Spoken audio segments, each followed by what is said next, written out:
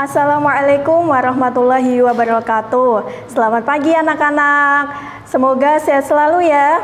Baik, masih semangat untuk belajar daringnya? Ya, di masa pandemi ini harus tetap semangat ya meskipun secara daring. Baik, ada yang udah tahu saya ini siapa? Oke, belum pada yang tahu ya. Baik, saya akan perkenalkan diri. Let me introduce myself. Nama saya Umi Tamami, panggil aja dengan Bu Ami. Baik, dari alamat saya, ini dari Desa Mutih Kulon, Kecamatan Udung, Kabupaten Demak. Ada yang tahu atau kerabatnya ada yang tinggal di sekitar sana, boleh nih kita untuk sharing. Nah, saya ini mahasiswa PPL IAIN Kudus, Prodi Tadris IPS atau Pendidikan IPS. Nah, untuk lebih lanjut lagi, mungkin anak-anak bisa berkomunikasi dengan saya melalui telepon ya, bisa di-capture nomor saya.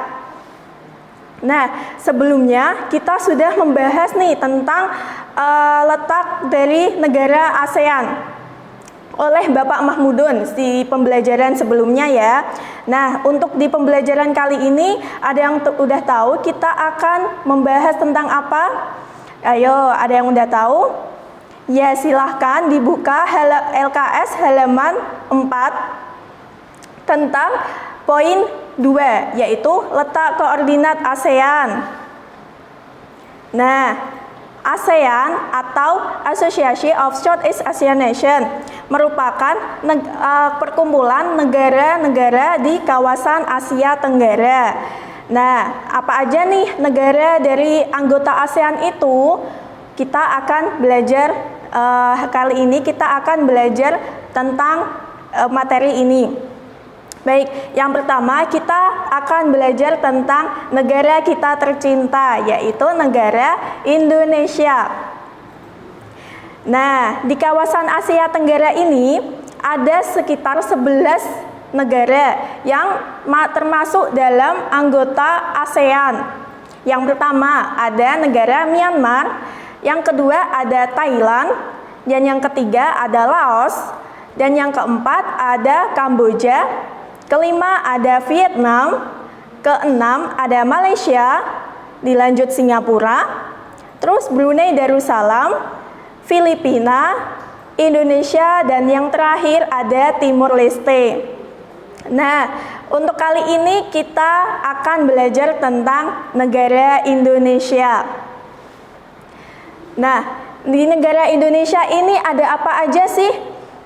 Di Indonesia ini ada sekitar 17.508 pulau. Banyak sekali bukan? Bisa dilihat dari petanya sendiri. Indonesia merupakan negara terbesar se-Asia Tenggara dan memiliki penduduk terbanyak di kawasan tersebut. Maka tak heran jika Indonesia ini memiliki beragam suku, beragam budaya dan sebagainya. Jumlah penduduk negara Indonesia aja mencapai 270 juta jiwa menurut sensus penduduk tahun 2020. Banyak sekali bukan jika dibandingkan dengan kawasan Asia Tenggara lainnya seperti Myanmar, seperti Filipina atau Singapura yang bahkan lebih kecil dari ibu kota Indonesia, ibu kota negara Indonesia yaitu Jakarta. Berkali-kali lipat ya dibanding dengan kota-kota di Indonesia. Baik. Nah, Indonesia ini letaknya ada di mana ya? Letak geografis Indonesia ini bertepatan di antara dua benua, yaitu benua apa aja? Ya, benua Asia dan benua Australia. Benua Asia itu termasuk benua yang ada di Indonesia sendiri, dan yang benua Australia itu benua tetangga. Dan yang kedua terletak di antara dua samudra, yaitu Samudra Hindia dan Samudra Pasifik. Terus letak astronomis Indonesia. Nah, ini harus dihafalkan ya. Masa orang Indonesia nggak tahu nih letak astronomis Indonesia? Mungkin lain kali atau ditanya seseorang, kita bisa menjawab dengan benar. Baik, letak astronomis Indonesia berada di 9 derajat lintang utara sampai 11 derajat lintang selatan, dan di antara 95 derajat bujur timur sampai 141 derajat bujur timur. Sudah hafal? Ya, baik. Nah, untuk lebih detailnya nih, Indonesia itu berada di perbatasan dengan siapa aja ya? Nah, batas-batas negara Indonesia ini terletak di bagian utara. Kita ada berbatasan dengan Malaysia yang bersebelahan dengan Pulau Kalimantan. Terus ada negara Brunei Darussalam dan Samudra Pasifik. Nah, kita meluncur ke bagian selatan. Di bagian selatan ada Timur Leste dan benua Australia. Sekarang kita berpindah ke bagian barat. Di barat ini ada Laut Andaman dan Samudra Hindia. Lalu di bagian timur ada Samudra Pasifik. Nah, dari Sabang sampai Merauke hingga dari Sabang sampai Merauke, dari Miangas sampai Pulau Rote ini berjajar pulau-pulau. Nah, pulau-pulau Indonesia yang terbesar ini pulau apa aja ya, Bu? Ya, di Indonesia ini ada 5 besar pulau yang dengan penduduk yang cukup banyak. Yaitu yang pertama ada Sumatera.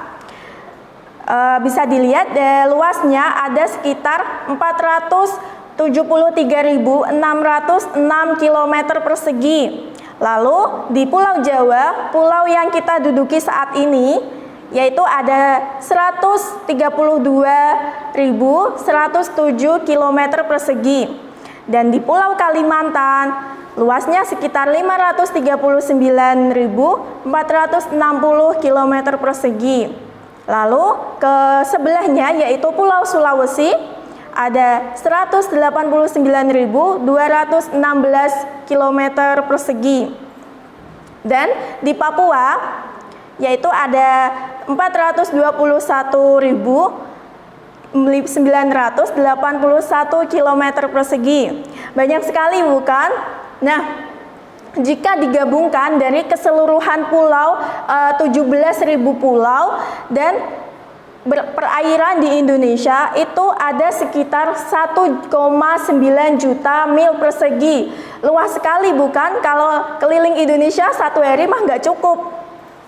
Baik, selanjutnya, nah, iklim di Indonesia. Indonesia tentunya juga memiliki iklim yang berbeda dengan negara-negara lainnya. Iklim di Indonesia sendiri ada 3. Yang pertama iklim musim atau monsun. Yang kedua ada iklim tropika atau iklim panas. Dan yang ketiga ada iklim laut. Baik, nah kita masuk ke nomor 1, yaitu ada iklim musim atau bisa dikatakan dengan monsun. Nah, iklim musim ini terjadi karena berganti arah setiap 6 bulan sekali, yang mengakibatkan di Indonesia ini mengalami pergantian musim selama setengah tahun.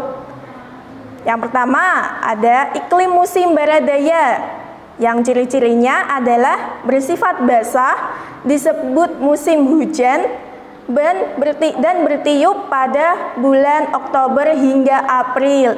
Nah, kalian pasti sudah tahu kan, Indonesia ini ada yang namanya musim penghujan atau dari iklim musim barat daya. Dan yang kedua ada iklim musim timur laut, yang ciri-cirinya bersifat kering, disebut dengan musim kemarau, dan bertiup pada bulan April hingga Oktober. Jangan kebalik ya. Di musim kemarau bulan April hingga Oktober, sedangkan musim penghujan bertiup pada bulan Oktober hingga April. Bisa dipahami ya? Baik, di nomor 2 ada iklim tropika atau iklim panas. Nah, karena Indonesia ini terletak di sekitar garis khatulistiwa, maka menyebabkan Indonesia ini memiliki suhu yang tinggi setiap tahunnya.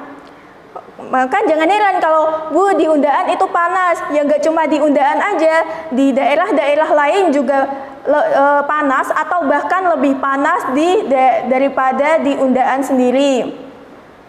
Maka jangan heran ya kalau ada orang Indonesia itu sambat atau mengeluh karena cuacanya panas. Ya karena dari iklim tropika itu tadi, yang Indonesia terletak di garis khatulistiwa dan menyebabkan Indonesia memiliki suhu yang tinggi. Jadi kalau ada orang yang tanya atau ada orang yang membahas tentang kok di sini panas ya, kalian bisa menjawab secara ilmiah karena Indonesia ini berada di garis khatulistiwa dan memiliki iklim tropika atau panas, gitu ya anak-anak. Nah, dan yang ketiga ada iklim laut.